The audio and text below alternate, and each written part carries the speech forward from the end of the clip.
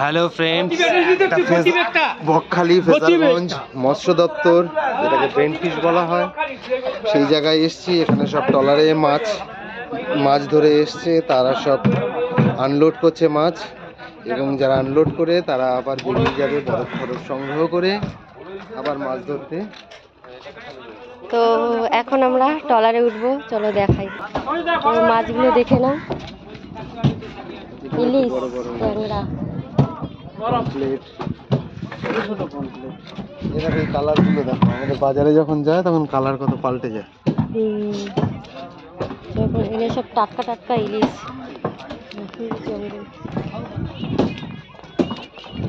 চলো এখন আমার ট্রলারে উঠবো বন্ধুরা। এখন আমি লঞ্চে উঠে গেলাম। লঞ্চে করে এখন আমরা ঘুরতে যাচ্ছি অনেক দূরে। মাম, শোনা, তুমি কোথায় যাচ্ছ? লঞ্চে করে নৌকায় ঘুরতে যাচ্ছ? এখন আমরা জম্বুদ্বীপে যাচ্ছি। ফেজারগঞ্জ মৎস্য দপ্তর থেকে আমরা এখন বোটে করে জম্বুদ্বীপের দিকে রওনা দিয়েছি। আমরা জম্বুদ্বীপে যাব, ওখানে কিছুটা সময় হোল্ড করব, তারপরে জম্বুদ্বীপ আমাদের লঞ্চ চালু হয়ে গেছে।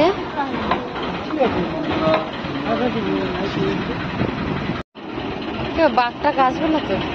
বাঘ আসলে এত জলের মধ্যে সাঁতার কাটতে পারবে না?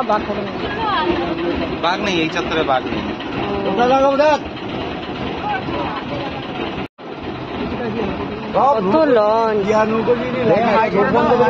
কত সুন্দর মজা নেই প্রকৃতির সৌন্দর্য।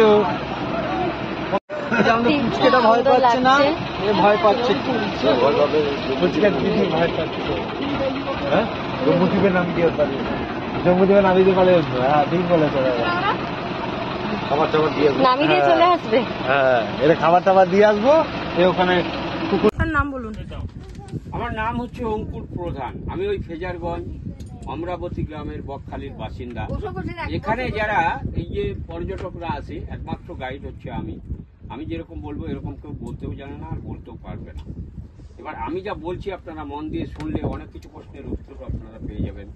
হ্যাঁ, আর আমাকে প্রশ্ন করতেই হবে। এবার বলি, এটাই হচ্ছে জম্বুদ্বীপ। পুরো দ্বীপটার আয়তন হচ্ছে 10,000 হেক্টর। 1 হেক্টর জমি সমান 7.5 বিঘে জায়গা। অর্থাৎ বিশাল এই দ্বীপ, পুরোটাই বঙ্গোপসাগরের উপরে অবস্থিত। 75,000 বিঘে জায়গার উপরে এই জম্বুদ্বীপ। তাহলে এই দ্বীপে একটা সময় ওঠা নামা, কারবার, বসতি সবই ছিল। এখন কেন সরকার নোম্যান্স ল্যান্ড করে দিয়েছে, কি কি কারণদর্শী ওদেরকে তুলে দেওয়া হয়েছে, ওদেরকে কোথায় কোথায় পুনর্বাসন করেছে, এই জম্বুদ্বীপটায় কি কি পশু পাখি আছে, এই ম্যানগ্রোভ গাছ সম্বন্ধে, প্রাকৃতিক নিয়মে এই যে আমরা বঙ্গোপসাগরের ওপর দিয়ে আসলাম, এই কোন কোন সময় কি কি রূপ ধরে, কোন নদী বের হয়ে কোন দ্বীপে যেতে হয়, সবকিছু আপনাদের সবিস্তারে বললেই সবই বুঝতে পারবেন আপনারা। এবার খিদিরপুর থেকে যেসব জাহাজগুলো আসে সেটা হচ্ছে এই সাইড দিয়ে চলাচল করতে পারে না, জল কম বলে এই জম্বুদ্বীপের অপোজিট সাইড দিয়ে চলাচল করে।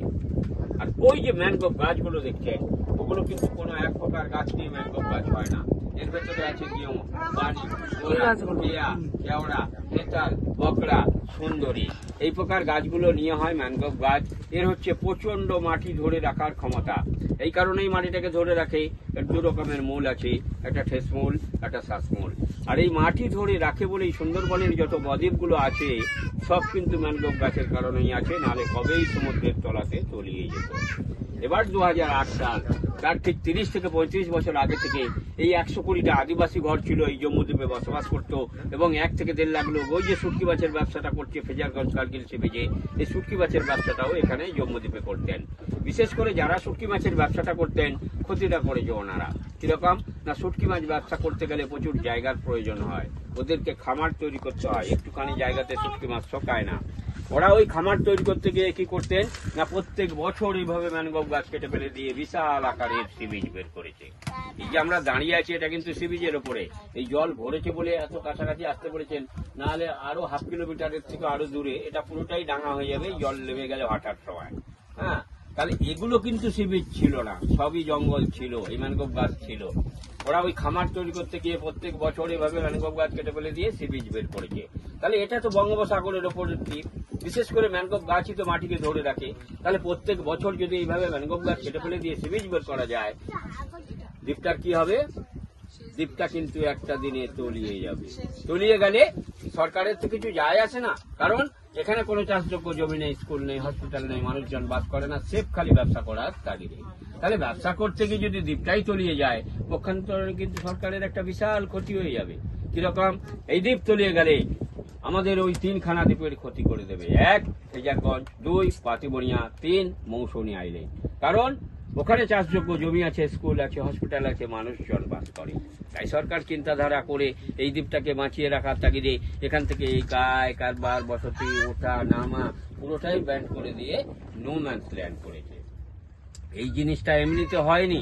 বামফ্রন্টের আমলে 2জন মন্ত্রীর ভেতরে এই দ্বীপটাকে নিয়ে টাসেল হয়। একজন ছিলেন মৎস্যমন্ত্রী কিরণময়ানন্দ, আর একজন ছিলেন বনমন্ত্রী যোগেশ বর্মন। 2 মন্ত্রীর ভেতরে এই দ্বীপটাকে নিয়ে এ কারণেই টাসেলটা হয়। মৎস্যমন্ত্রী বলতে চাইছে আমার মৎস্যজীবীদের এখানে ব্যবসা করতে দিতে হবে, আর যোগেশবাবু বলছে ভাই তোমার মৎস্যজীবীদের ব্যবসা করতে দিলে ওরা যেভাবে ম্যানগ্রোভ গাছ কেটে ফেলে দিয়ে সি বিচ বের করছে, তাহলে দ্বীপটাকেই একটা দিনে তলিয়ে দেবে। আর এই দ্বীপ তলিয়ে গেলে সামনের দ্বীপগুলো সমূহ বিপদে পড়ে যাবে। কেউ কারোর কথা শোনে না। 2জনেই বামফ্রন্ট আমলে বড় মন্ত্রী।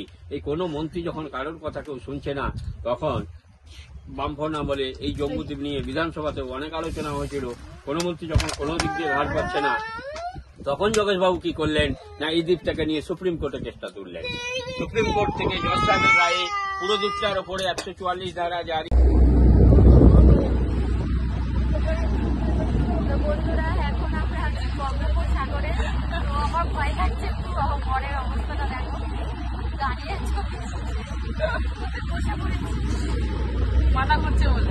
বঙ্গোপসাগরের মাথাটা দেখতে 20-25 সেকেন্ডের ভিডিও করলে হবে। হ্যাঁ, আমার তো ভয় লাগছে। কাকা তুমি লেবে আসো করছি। ওখান থেকে স্টিল বার করে নিবি।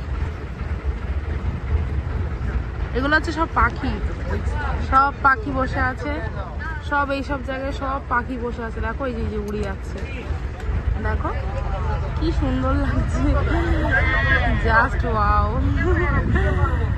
ও ভাই কি দারুণ লাগছে।